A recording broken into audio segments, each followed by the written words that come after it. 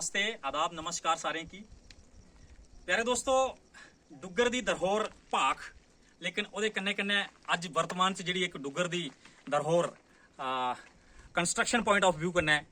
buckle दा पुल ਜਿਹੜਾ internationally renowned हो चुका बनने कोला पहले के जम्मू संभाग ते कश्मीर की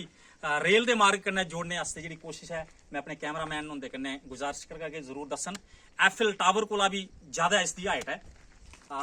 एक मन च आइडिया आया कि इन्हें दोनों धरोहरें की अस इकट्ठा करचे एक ग्लिम्स एक झलक तुसें बक्कल दे इस ब्रिज दी ते ओहदे कन्नै कन्नै डुग्गर दी धरोहर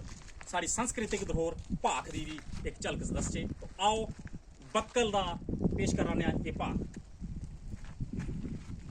कंड वारी चढ़िया